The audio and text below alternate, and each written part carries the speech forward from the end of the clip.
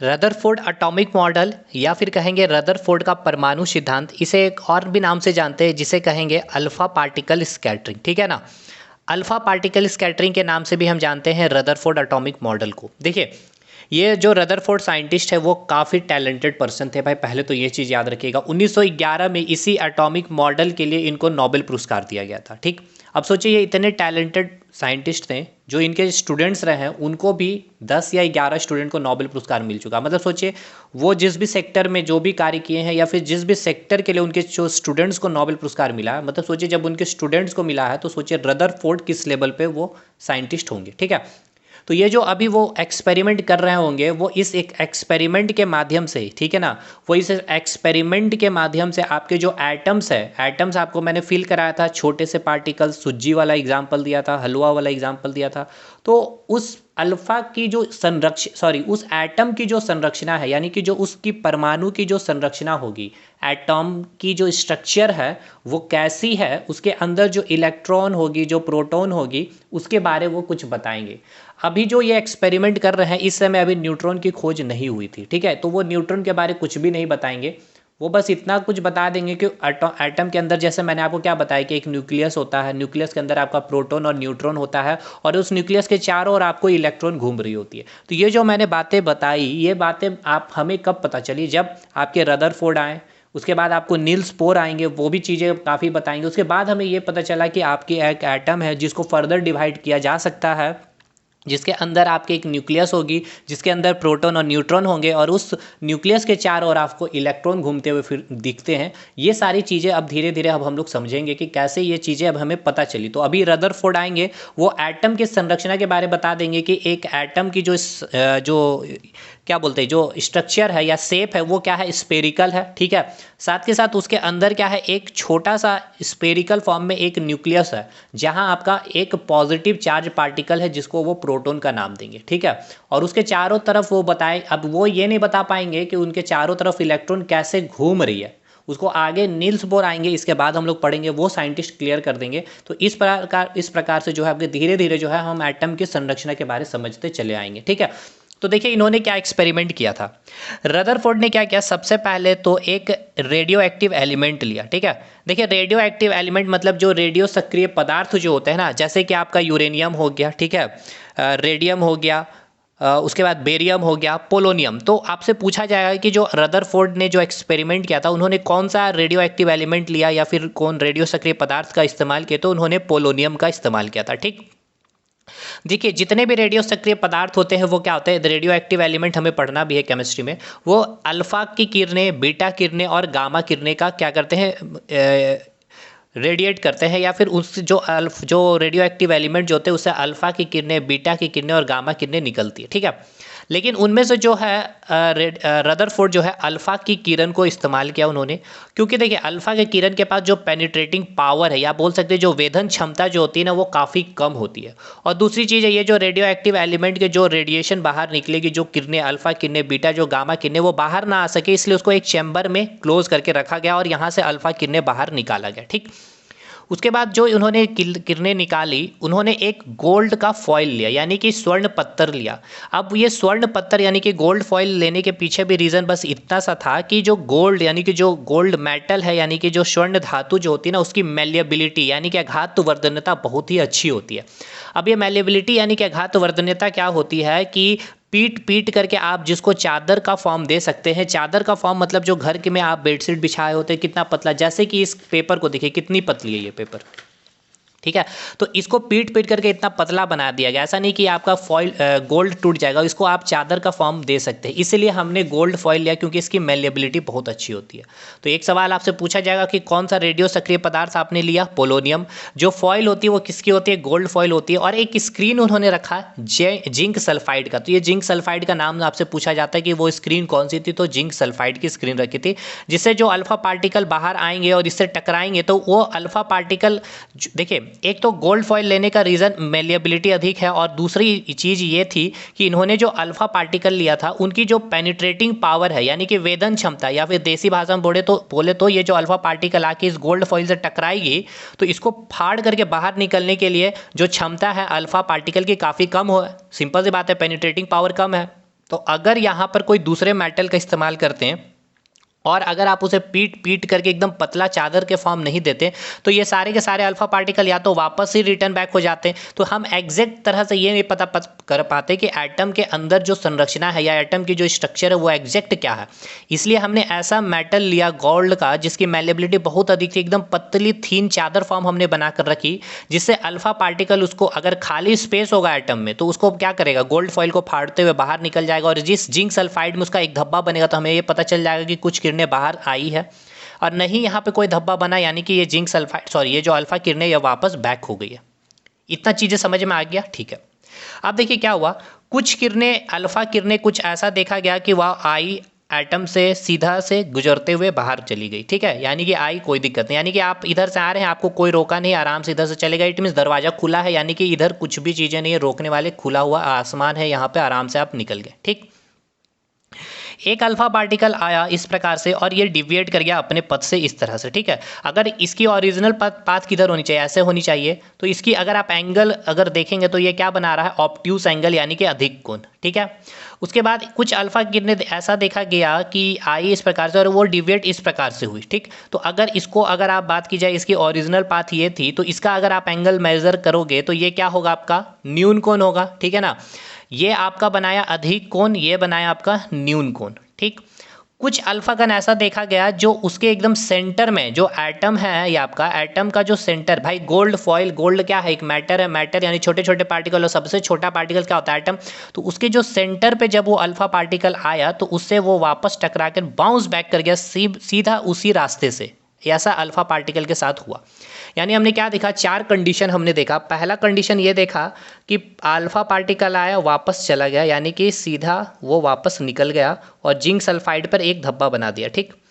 दूसरा हमने ये देखा कि कुछ अल्फा पार्टिकल जो है ऑब्ट्यूज एंगल बनाए, ठीक है, कुछ उसने क्या बनाया, ऑब्ट्यूज एंगल यानी कि अधिक कोण बनाया उसने। उसके बाद कुछ अल्फा पार्टिकल ने क्या बनाया, एक न्यून कोण बनाया, यानी कि थर्ड नंबर में हमें क्या देखने को मिला, न्यून कोण। और फोर्थ पॉइंट में हमें क्या देखने को मिला, बाउंस बैक, यानी कि बाउंस बैक मतलब क्या था कि कुछ अल्फा पार्टिकल आया और उससे टकरा करके वापस उसी पाथ से वापस रिटर्न बैक होते हुए हमें ये देखने को मिला। सेम यहाँ पर नीचे में वही, यहाँ पर आपका अधिक कोण बन रहा है, ये वापस सीधे चले जा रहे हैं, और कुछ आपके जैसे कि एक और अल्फा का मैं नीचे ले रहा हूँ इस तरह से, इसको जाना चाहिए था इधर, बट ये क्या हुआ, इस प्रकार से न्यून कोण बना के निकल गया, ठीक है। चीज़ें समझ में आ रही है, और ये जाकर एक स्पोर्ट यहाँ पर बना देगा, और ये जाकर यहाँ पर जिंक सल्फाइड के यहाँ पर ये स्पोर्ट्स बनाएगा। स्पॉट मतलब धब्बा। इतना चीज़ क्लियर है कि नहीं, हमें ये बताइए। तो अब ये जो चार आपने जो एक्सपेरिमेंट करने के बाद जो आपको ये चार चीज़ें जो देखने को मिली है क्या बताती है। पहली चीज़ पे हम बात करते हैं कि अल्फा कण का सीधा निकल जाना, ये क्या बता रहा है कि जो आपके एटम है, एटम में जो 99% जो स्पेस है वो क्या है, आपका खाली है। ये पहली चीज़ हमें ये पता चला कि 99% स्पेस जो है एटम के अंदर वो क्या है, आपकी खाली। ये पहला केस हमें ये बताया कि जो अल्फा कण का वापस सीधा एकदम बाहर निकल जाना एटम से, ये हमें ये बताता है कि एटम में कुछ क्या है, खाली स्पेस, और ये खाली स्पेस आपके 99% स्पेस आपकी खाली है, ठीक है। बाकी जो रेस्ट 1% पे आपको ये देखने को मिला कि कुछ अल्फा किरण डिविएट कर गए, एक तो ऑब्ट्यूज एंगल से और एक आपके न्यून कोण से, और कुछ आपके बाउंस बैक कर गए सेम उसी पाथ से। तो ये 1% पे चीज़ें चली थी, ठीक है। तो इसमें जो ऑब्ट्यूज एंगल बना, यानी कि जो ये अधिक कोण बना ला ये अल्फा कण, ये कौन सा अल्फा कण है, जो देखिए ये जो सेंटर है, सेंटर से जो थोड़ा सा डिस्टेंस में, यानी कि जो थोड़ा सा दूर में जो अल्फा कण होगा, ठीक है ना, जो सेंटर से थोड़ा डिस्टेंस में जो अल्फा कोण होगा वो आपका अधिक कोण बनाएगा, और जो अल्फा कण सेंटर से नज़दीक में होगा वो कौन सा कोण बनाएगा, न्यून कोण बनाएगा, ठीक है ना भाई। कौन सा कोण बनाएगा, न्यून कोण बनाएगा, यानी कि जो एंगल होगी वो लेस देन 90 डिग्री होगी, और जो अल्फा कण सेंटर से दूर होगा वो क्या बना रहा होगा, ग्रेटर देन 90 डिग्री, यानी कि अधिक कोण, या फिर आप उसे बोलोगे ऑब्ट्यूज एंगल। और जो अल्फा पार्टिकल एकदम सेंटर से आकर के टकराता है वो बाउंस बैक कर जाता है। ये क्या बता रहा है आपको, देखिए अच्छा अब इसका दोनों का देख लीजिए, पहले दूसरा और तीसरा ने आपको क्या बताया, जो अधिक कोण बनाया और न्यून कोण, इसने ये बताया कि जो सेंटर में बोल सकते हैं हम लोग ये कि जो एटम का जो सेंटर है, ठीक है ना, वहां पर कुछ पॉजिटिव चार्ज पार्टिकल्स प्रेजेंट है, जिसके कारण ये अल्फा कण क्या हो गया, डेविएट कर गया। अब आप सोच रहे होंगे सर ये पॉजिटिव है तो अल्फा कण डेविएट क्यों कर गया, क्योंकि जो आपके अल्फा जो पार्टिकल्स होते हैं, ठीक है ना, जो आपका अल्फा पार्टिकल्स होता है, ठीक है ना, इस पर जो होते हैं इसको जो है ना आप इस प्रकार से भी आप रिप्रेजेंट कर सकते हैं हीलियम प्लस प्लस से, ठीक है ना। इसे किस प्रकार से रिप्रेजेंट कर सकते हैं हम लोग, हीलियम प्लस प्लस से, या फिर आप इसको ऐसे भी लिख सकते हैं। तो इस पर कौन सा चार्ज है अल्फा पर भी, तो आप देखिए पॉजिटिव चार्ज यहाँ पर आया आपका अल्फा पार्टिकल पॉजिटिव चार्ज, और यानी कि इट मीन्स ये पॉजिटिव चार्ज, यानी कि आप बोलिए कि इधर से पॉजिटिव चार्ज आ रहा है और अगर यहाँ भी पॉजिटिव चार्ज होगा तो इट मीन्स यहाँ पर रिपेल करेगा, इसलिए डिविएट कर गया। और अगर यहाँ नेगेटिव होता तो उसको अट्रैक्ट कर लेता, यहाँ पर अट्रैक्शन हो जाता, ठीक। इसीलिए हमने ये चीज़ अनुमान लगा लिया, यानी कि रदरफोर्ड ने ये अनुमान लगा लिया कि जो एटम का जो सेंटर है वहाँ पर कौन से चार्ज पार्टिकल है, पॉजिटिव चार्ज पार्टिकल प्रेजेंट है, ठीक है। और फिर फाइनल जो आपका चौथा जो हमने देखा बाउंस बैक कर जाना अल्फा पार्टिकल का, सेम उसी पाथ से ये बता रहा था कि अल्फा का जो मास है, पूरा का पूरा जो मास वो केंद्रित है, एक न्यूक्लियस है छोटा सा, वहीं पर आपका प्रोटॉन और न्यूट्रॉन होता है। अभी देखिए न्यूट्रॉन की बात रदरफोर्ड ने की नहीं, मैंने बोल दिया बस, लेकिन अभी न्यूट्रॉन की खोज ही नहीं हुई थी। तो उन्होंने ये कहा कि जो प्रोटॉन है ना एक वेल मैनर में, ऐसा नहीं कि इधर उधर बिखरा हुआ है प्रोटॉन, एक वेल मैनर में प्रेजेंट है एकदम सेंटर में, जिसको उसने नाम दिया न्यूक्लियस को। तो पूछा जाता है कि न्यूक्लियस की खोज किसने की, तो ये भी आपका सवाल बनता है। तो न्यूक्लियस का जो खोज किया गया था, ठीक है ना, न्यूक्लियस का जो खोज किया गया, न्यूक्लियस का खोज किसने किया, आपके रदरफोर्ड ने किया था, ठीक है। किसने किया, तो आपके रदरफोर्ड ने किए थे। तो ये भी आपका पॉइंट क्लियर हो गया।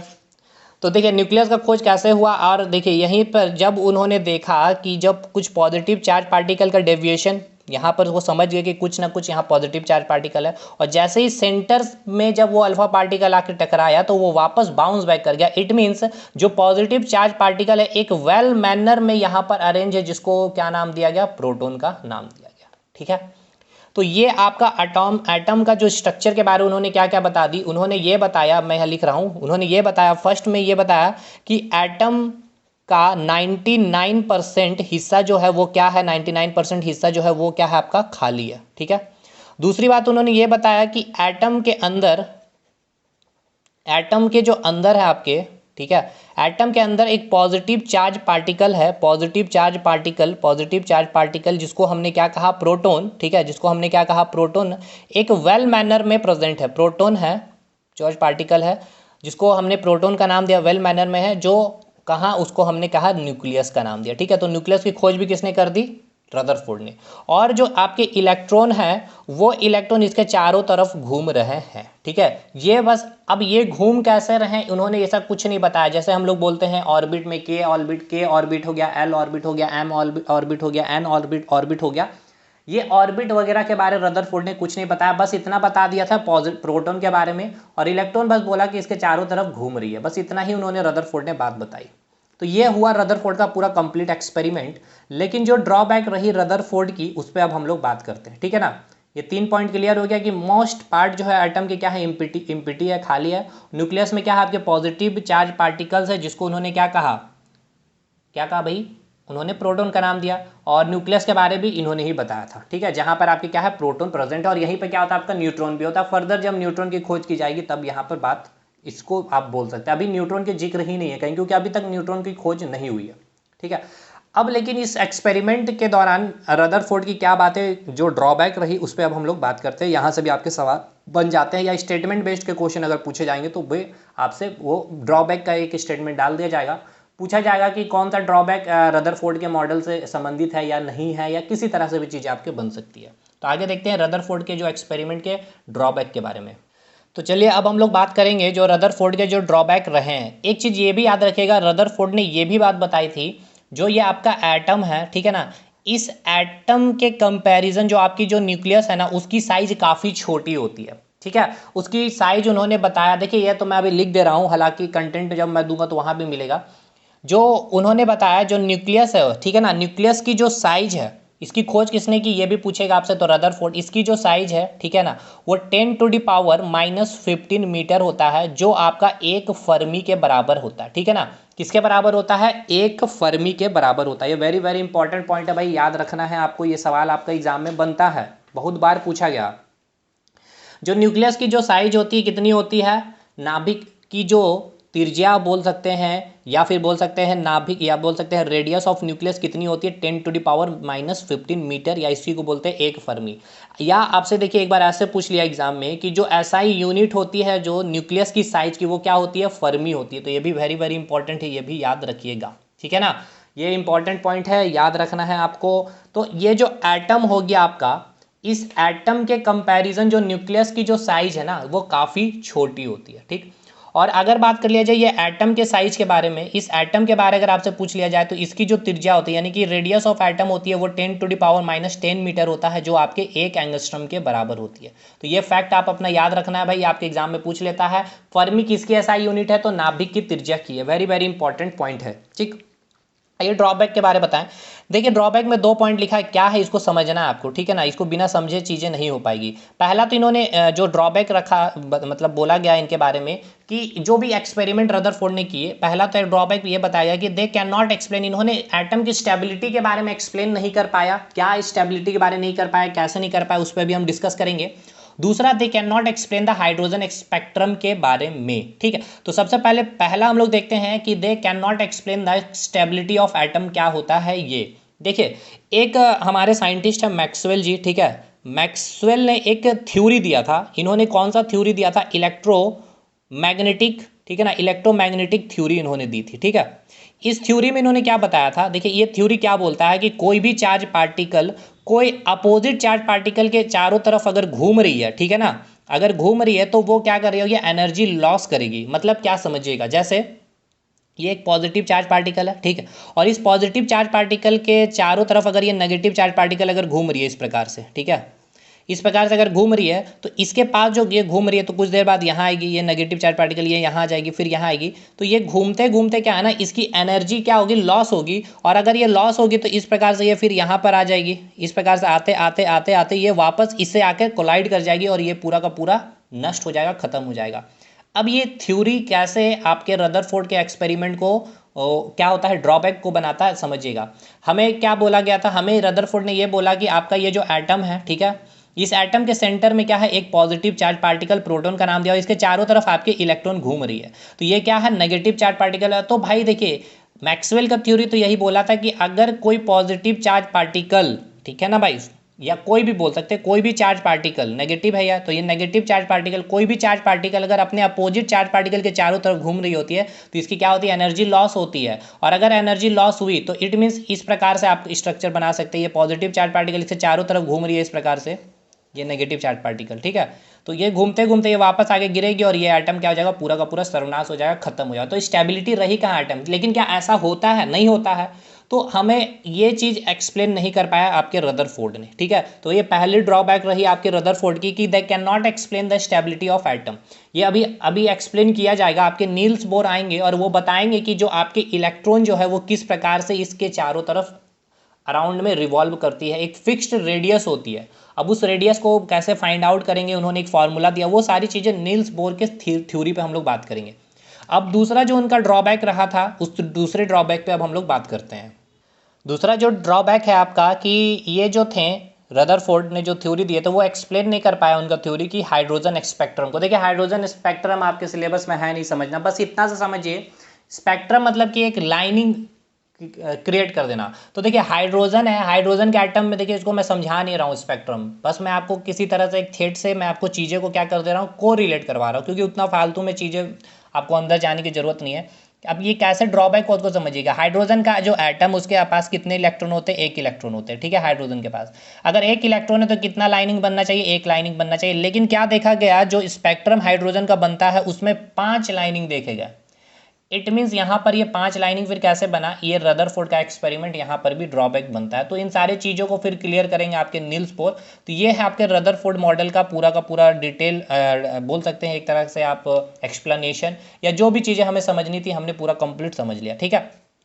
तो दो ड्रॉबैक याद रखना है। एक तो आप ये नहीं बता पाएँ कि अगर एटम की स्टेबिलिटी के बारे में, क्योंकि अगर जो आपके मैक्सवेल के अकॉर्डिंग बात की जाए, जो इन्होंने थ्योरी दी थी कि कोई भी चार्ज पार्टिकल अगर अपोजिट चार्ज पार्टिकल के चारों ओर अराउंड घूमेगी तो उसकी क्या होगी, एनर्जी लॉस करेगी, और अगर ये एनर्जी लॉस करेगी तो ये इलेक्ट्रॉन क्या हो जाएगा, ये इलेक्ट्रॉन भाई इसके न्यूक्लियस पे आके गिरेगा तो यहाँ पे पूरा का पूरा एटम ही खत्म हो जाएगा। लेकिन ऐसा तो नहीं होता ना, होता नहीं है ऐसा।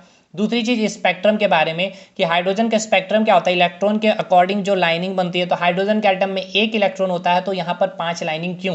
ये दो उनके ड्रॉबैक रहे, और बाकी आपको पूरा एक्सपेरिमेंट मैंने समझा दिया है रदरफोर्ड के बारे में, किस तरह से चीज़ें यहाँ इन्होंने की, कौन सा रेडियो एक्टिव एलिमेंट लिया, पोलोनियम गोल्ड फॉइल क्यों लिया। 4 हमने बात की, एक तो सीधा निकल जाना अल्फा कण का, अल्फा कण पे कौन सा charge particle, helium plus plus. उसके बाद जो स्क्रीन थे वो किसके थे, जिंक सल्फाइड के थे।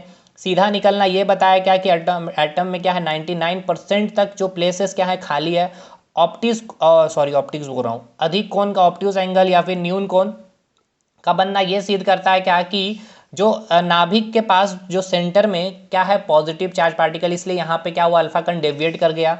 दूसरा हमने अंतिम में ये देखा बाउंस बैक कर जाना, मतलब कि जो एटम का पूरा जो भार है, वो जो प्रोटॉन यानी कि जो चार्ज पार्टिकल है वो एक वेल मैनर में अरेंज है। इसीलिए तो केवल यहीं पे आपका देखिए, वेल मैनर कहने का मतलब क्यों यहाँ मैंने ये वर्ड यूज़ किया, क्योंकि अगर वेल मैनर में नहीं होता तो प्रोटॉन यहाँ तो यहाँ से भी बाउंस बैक कर जाना, लेकिन जब सेंटर से अल्फा कण पास किया तभी वो वापस बाउंस बैक करता है। तो ये पता है कि एटम के अंदर, एटम के जो साइज उससे भी छोटे साइज में एक आपका एक न्यूक्लियस होता है जिसके अंदर एक पॉजिटिव चार्ज पार्टिकल है जिसको हमने प्रोटॉन कहा। तो न्यूक्लियस के खोज करता भी कौन हो गया, रदरफोर्ड। और अगर आपसे पूछ लिया जाए कि न्यूक्लियस को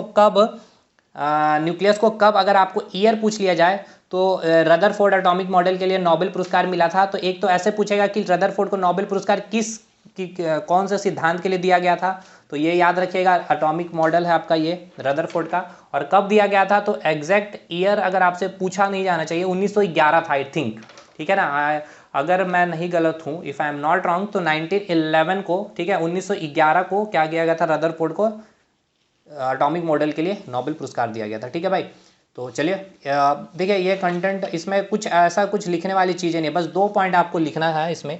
एक तो स्टेबिलिटी ऑफ एटम के बारे और हाइड्रोजन स्पेक्ट्रम जो इनका ड्रॉबैक रहा है, खास करके ये इंपॉर्टेंट स्टेटमेंट बेस्ड क्वेश्चन आपके अभी जो है लेटेस्ट एग्जाम में टीसीएस पूछ रही है।